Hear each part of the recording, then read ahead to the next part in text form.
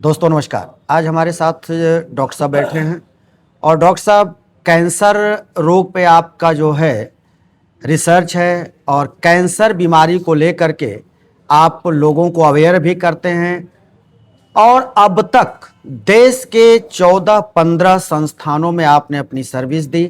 काशी हिंदू विश्वविद्यालय में संचालित सर सुंदरलाल हॉस्पिटल में भी आप कैंसर डिपार्टमेंट में रहे।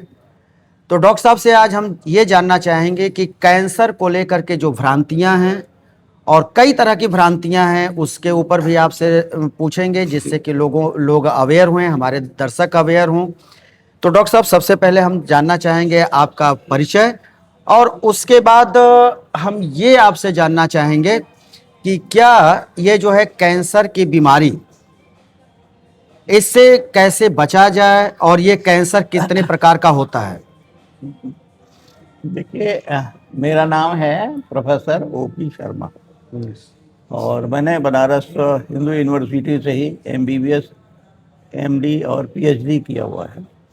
और उसके बाद चिकित्सा विज्ञान संस्थान से मैंने लेक्चरर, रीडर, प्रोफेसर कुल मिला करके 36 साल की मैंने नौकरी की है। उसके बीच में ऑन डेपुटेशन में 3 जगह गया हूँ जी। जैसे एक तो Indira Gandhi institute of medical science Patna है जी। दूसरा जिप्मर है पांडिचेरी में दक्षिण में जी। और तीसरा है महात्मा गांधी चिकित्सा संस्थान सेवाग्राम वर्धा में। रिटायर होने के बाद मैंने प्रोफेसर हेड चिकित्सा विज्ञान संस्थान भदवर में काम किया है 4 साल। उसके बाद मैं टाटा कैंसर हॉस्पिटल में प्रथम जी प्रोफेसर रेडियोलॉजी के रूप में जी काम किया है, जो भी 4 साल काम किया। अब आपका सवाल ये था, बड़ा अच्छा है प्रश्न, कि कैंसर कैंसर कुछ नहीं है, नॉर्मल टिश्यू का एबनॉर्मल ग्रोथ है, ये है कैंसर। इसमें कैंसर बहुत प्रकार के होते हैं। उसको हिस्टोलॉजिकल टाइप में कहें तो स्क्वामस सेल कार्सिनोमा है, एडिनो कार्सिनोमा है, सार्कोमा है, ब्लड कैंसर है। शरीर का कोई ऐसा अंग नहीं है जिसको कैंसर अपने आगोश में नहीं ले सकता। तो ये आपका कहने का तात्पर्य है कि अगर शरीर में कहीं कोई ग्लैंड्स दिखाई दे, कहीं कोई गिल्टी दिखाई दे, तो उसका समय रहते उसकी जांच करा लेनी चाहिए कि क्या वो फ्रेंडली है या नहीं है, या क्या भविष्य में जाकर के वो कैंसर में तब्दील हो सकता है। बिल्कुल आपने ठीक कहा। कोई अगर शरीर में गांठ हो, खास करके महिलाओं में ब्रेस्ट का गांठ तो पता चल जाता है। दूसरा, कांख में अगर कोई गिल्टी है जी, या मनुष्य आदमी में ये जबड़े में कोई स्वेलिंग वगैरह आ रही है, कोई अबनॉर्मल खून बह रहा है, तो शंका है कि वो कैंसर का हो सकता है। अच्छा, अभी आपने एक बात कही कि जो इसमें आर्म के अंदर जो है अगर ग्लैंड्स है जी। या पीछे साइड में है, तो क्या ये ग्लैंड्स जो है ये ब्रेस्ट कैंसर के वो एक लक्षण है क्या। जी, क्योंकि देखिए एक अधिकतर जो है महिलाएं हैं तो वो तो उनको पता है नहीं, उनको जो है कंधे के पीछे का नहीं पता, उनको आर्म्स के नीचे का नहीं पता कि अगर यहाँ पर ग्लैंड्स है तो ये जो है ब्रेस्ट कैंसर हो सकता है। ये इसके बारे में हमको लगता है कि शायद किसी महिला को नहीं पता होगा। नहीं, देखिए, महिलाओं में एक संकोच की भावना है। खास करके हम महिलाओं को 2 हिस्से में बांटेंगे, एक शहरी और एक ग्रामीण। ग्रामीण परिषद में अभी भी जो वो सब सोच संकोच की बात है वो बहुत ज़्यादा है। शहर के महिलाएं कुछ हाईली एजुकेटेड हो गई हैं, अवेयरनेस हो गया है, वो कहती हैं साहब हमको गांठ हो गया है। देखिए, अब गांव में क्या होता है कि गांठ हुआ, ठीक है, बगल में कोई डॉक्टर के पास गए, डॉक्टर साहब ये हुआ है, हाँ उसने दवाई दिया, वो नहीं बताता है ये कैंसर हो भी सकता है, क्योंकि उसको अपना पैसा नहीं, उसको पता भी नहीं है, उसको पता भी नहीं है, उसने प्रॉपर पढ़ाई तो की नहीं, या उसको पता नहीं है, क्योंकि वो बहुत हाईली क्वालिफाइड नहीं है जी। तो वो इस वजह से वो बीमारी फैलती है। जी, हम लोग ये कहते हैं कि कैंसर के पहले स्टेज में अगर कैंसर की जांच हो जाए, निदान हो जाए, तो वो ठीक हो सकता है। देखिए कई तरह के कैंसर लोग छुपाते हैं, जैसे महिलाओं में है ब्रेस्ट कैंसर है, ओवरी कैंसर है, और जो है पुरुषों में भी अगर देखा जाता है तो जो लोग गुटखा वगैरह खाते हैं, घाव बनता रहता है लेकिन वो छुपाते रहते हैं और ऐसी में स्थिति बद से बदतर हो जाती है, ऐसा देखने को मिलता है। से बिल्कुल आप ठीक कह रहे हैं।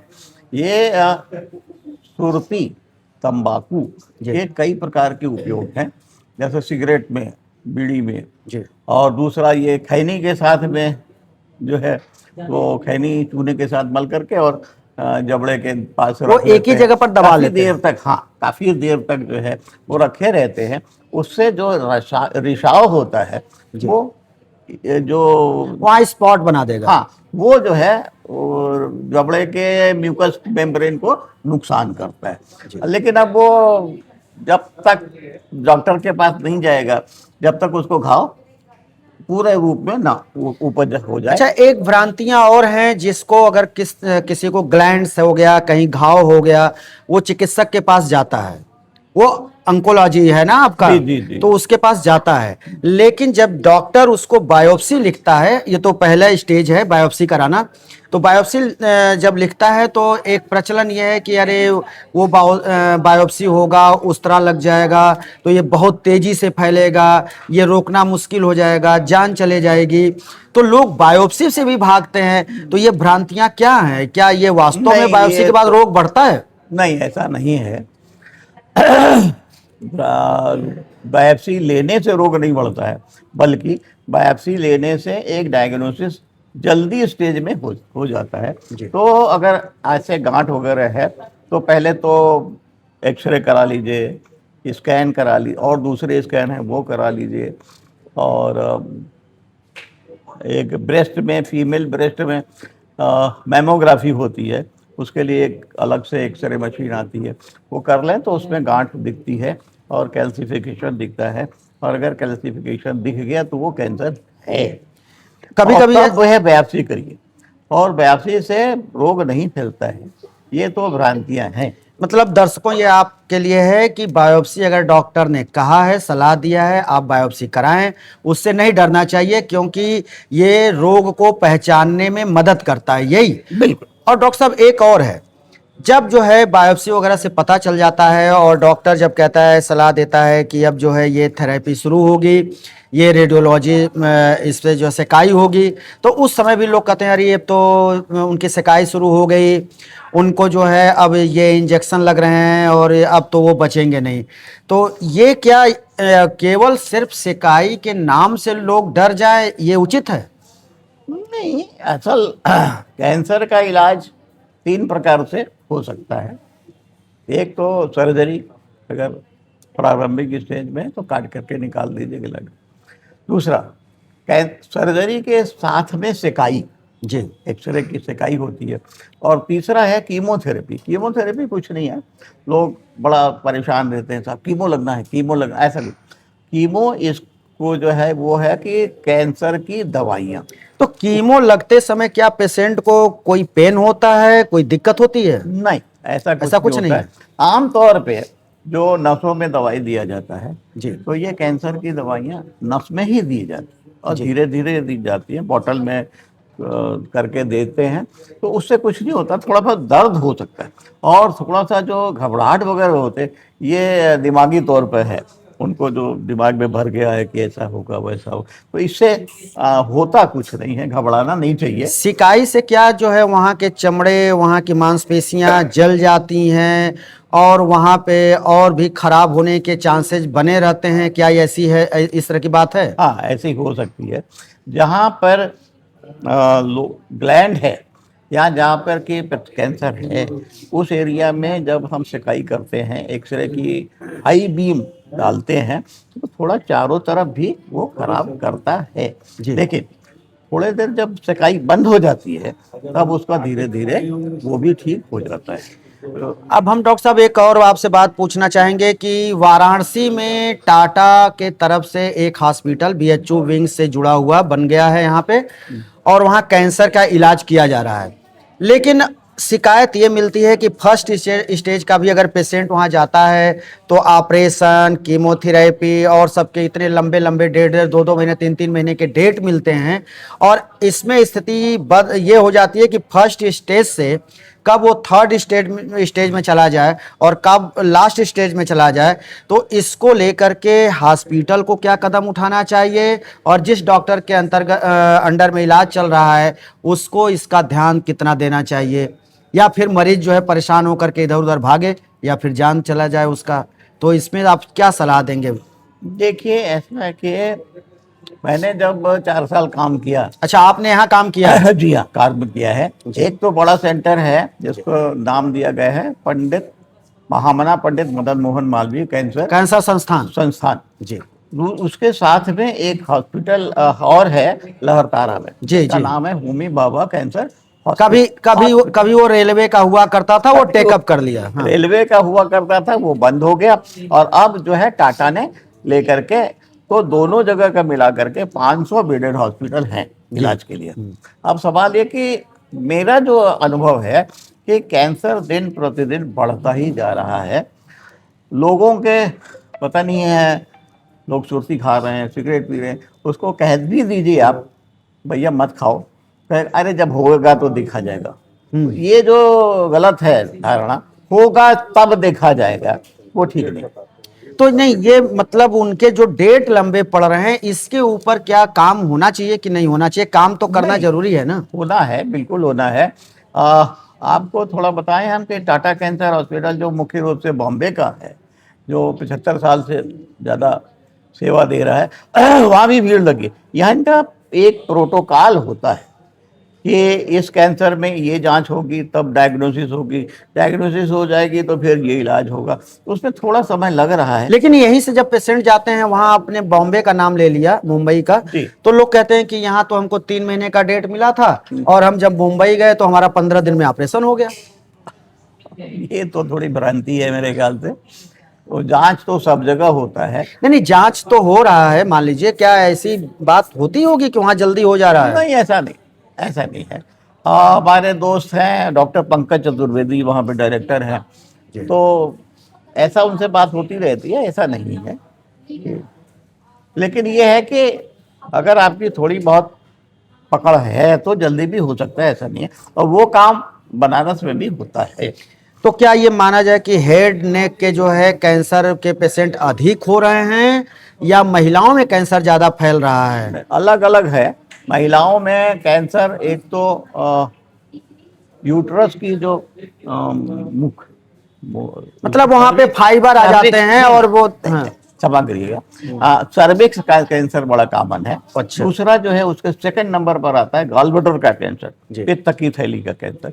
तीसरे नंबर पर आता है ब्रेस्ट का कैंसर। बाकी फिर और कहीं भी हो सकता है। मेल में, पुरुषों में जबड़े का कैंसर बहुत होता है जो तंबाकू के सेवन से होता है, और बाकी ये लंग्स का कैंसर होता है। लंग्स का कैंसर बहुत खतरनाक है।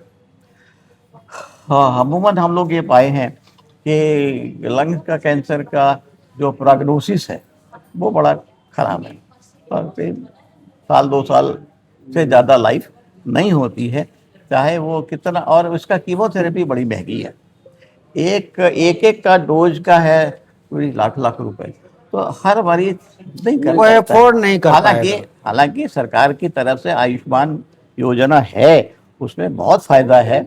और टाटा कैंसर हॉस्पिटल जो बनारस वाला है, इसमें दवाइयाँ जो है वहीं से खरीदना चाहिए, बाहर से नहीं लेना चाहिए, बहुत सस्ती है।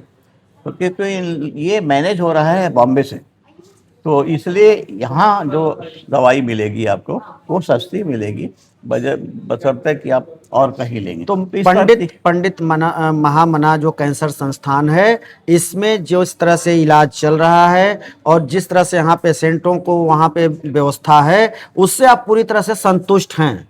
नहीं, ये तो हम नहीं कहेंगे कि संतुष्ट है। हाँ। लेकिन ये भी है कि जिस तरीके से भीड़ आ रही है जी, क्योंकि यहाँ पे आजू बाजू में पूर्वांचल के जितने शहर है, नेपाल है, बिहार है, मध्य प्रदेश, एमपी के भी बहुत सारे, यहाँ से भी रेफरल मरीजें आ रहे हैं, इसलिए भीड़ ज़्यादा है। तो इसके लिए अब हम क्या कर सकते हैं, थोड़ी सी अगर हो तो बेड बढ़ाएं। बेड बढ़ाने के लिए गवर्नमेंट को लिखना पड़ेगा वहां से अनुमति आएगी तभी कुछ हो सकता है। सर, और साथ साथ में डॉक्टर की संख्या भी बढ़ानी पड़ेगी। सर, सुंदरलाल हॉस्पिटल में पहले से ऑन्कोलॉजी डिपार्टमेंट रहा है, हाँ, तो क्या अभी भी है। अभी संचालित हो रहा है? अभी भी है, अभी भी है। डॉक्टर मल्लिका तिवारी उसकी हेड ऑफ डिपार्टमेंट है, डॉक्टर मनोज पांडे है वहाँ पर, तो अभी भी हो रहा है, ऐसा नहीं है। और सब काम होता है बीएचयू में, ऑपरेशन भी होता है, सेकैया भी होती है और कीमोथेरेपी भी होती है। ये बीएचयू में भी हो रहा है सर, प्राइवेट में भी है, तो लेकिन प्राइवेट बड़ा महंगा पड़ता है मेरे ख्याल से, दर्शकों, आप जो नहीं जाना चाहिए। डॉक्टर साहब यहाँ पे जिनकी आपने बात सुनी और आपको उन्होंने अच्छी बातें बताई, डॉक्टर ओपी शर्मा, आप डॉक्टर ओपी शर्मा, जी जी, ओम प्रकाश शर्मा, डॉक्टर ओम प्रकाश शर्मा आप हैं। और हम आगे फिर कभी जो है डिस्कस करेंगे, डॉक्टर साहब के अनुभव आपके सामने लाएंगे।